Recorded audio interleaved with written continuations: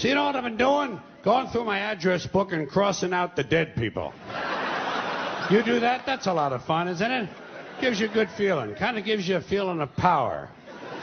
A superiority to have outlasted another old friend. But you can't do it too soon, you know? You can't do it too soon. You can't come running home from the funeral and get the book out, you know, and be looking through the book. You can't do that. A little time has to pass. You have to let a little time go by. I have a rule of thumb, 6 weeks. If you're a friend of mine and you're in my book and you die, I leave you alone for an extra 6 weeks. 6 extra weeks in the book on the house, it's on me. Now, speaking of dead people, there are things we say when someone dies. Most of us say, a lot of us do, things we say that no one ever questions. They just kind of go unexamined. Give you a couple examples. After someone dies, the following conversation is bound to take place, probably more than once. Two guys meet on the street. Hey, did you hear? Phil Davis died. Phil Davis? I just saw him yesterday. Yeah. Didn't help.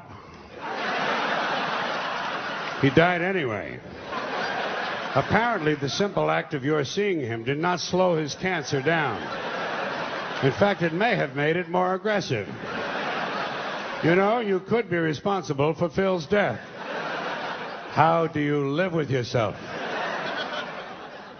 Here's another thing they say after a death. This is usually said to the surviving spouse.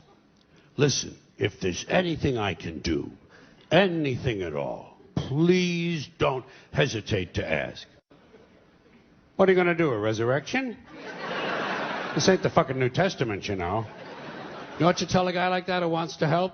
Oh, fine, why don't you come over this weekend? You can paint the garage. Bring your plunger. The upstairs toilet overflowed and there's shit all over the floor up there. Do you drive a tractor? Good, that'll come in handy. The North 40 needs a lot of attention. Bring your chainsaw and your pickaxe. We're going to put your ass to work. He wants to help? Fuck him. Call his bluff. Call his bluff. Don't hesitate to ask. The nerve of these pricks. Here's another thing we say to the surviving spouse. I'm keeping him in my thoughts. Where? Where exactly in your thoughts does he fit? In between my ass hurts in this chair and let's fuck the waitress?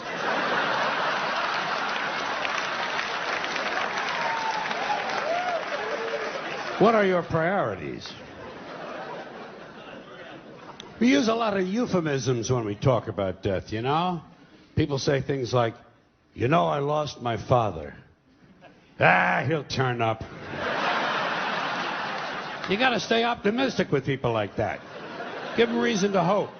Have you checked the dumpster out back? He used to like to take a nap in there. Keep it upbeat.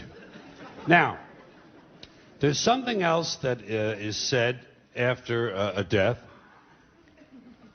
but this one involves belief, which is where I begin to have big problems.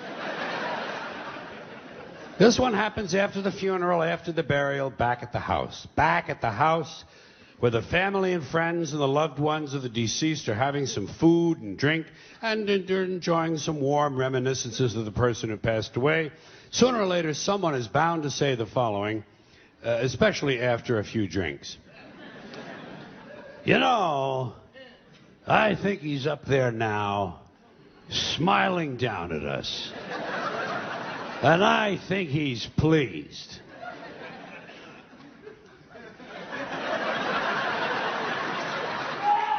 Now, first of all, there is no up there. No. For people to be smiling down from.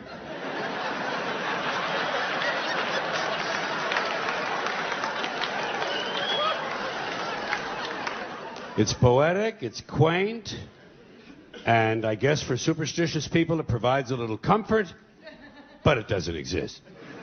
But if it did, and if someone did somehow survive death in a non-physical form, I personally think he'd be far too busy with other celestial activities than to be standing around paradise smiling down.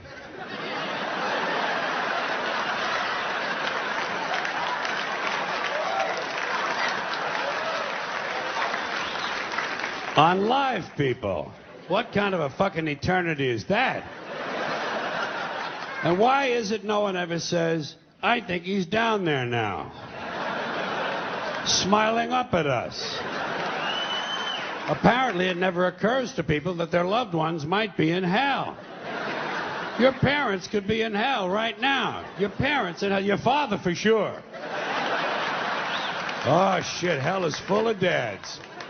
Full of dads. Even the ones who took you to the ball game. Just for beating the shit out of you once too often. And fucking the neighbor lady. And fucking the neighbor dog. And who knows, maybe even fucking the UPS man. We'll never know what mischief Dad was up to. Parents in heaven. Parents in hell, excuse me. Kind of gives me a nice feeling, you know? Grandparents in hell. Picture that. Picture your grandmother in hell. Baking pies without an oven. And if someone were in hell, I doubt very seriously he'd be smiling. I think he's down there now, screaming up at us. And I think he's in severe pain.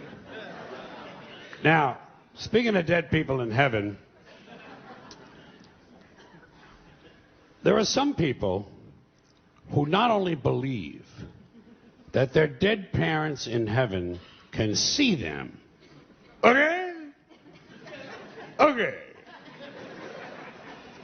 They honestly believe that their dead parents in heaven can help them. You've heard these people, I'm sure. They honestly somehow believe that their dead parents in heaven can intercede with God on their behalf to gain favors for the living. I come from a Catholic home. I heard this shit.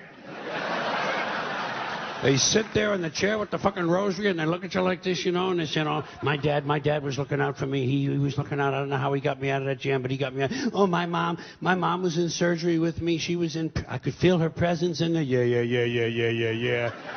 Fine. Like the people who die have nothing better to do than to run the heavenly branch of the Make-A-Wish Foundation. Now,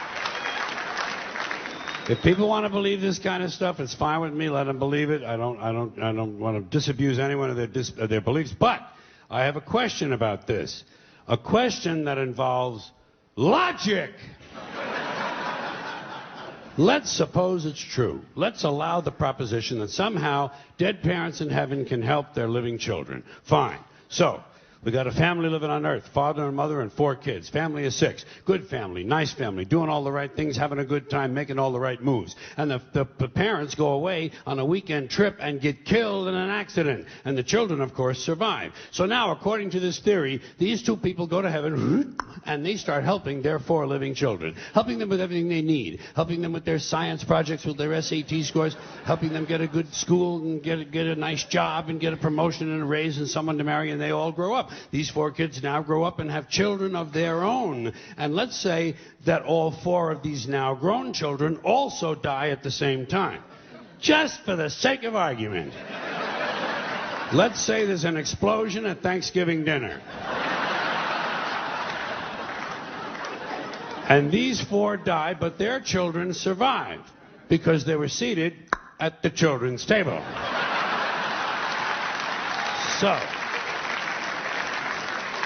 So now, according to the theory, these 4 go to heaven and they start helping their living children. But what happens to the original 2? What happens to the grandparents? Do they just go off duty now? What do? Is there a retirement program up there? Are there some activities for these people? Shuffleboard, pinball, online poker? There must be something they can do. Or do they have to remain on duty indefinitely? Do they have to keep on helping their living descendants forever and ever and ever? Is that what heaven's all about, helping the living? When do you get to just lie back on a cloud and take a fucking harp lesson? You know what I mean?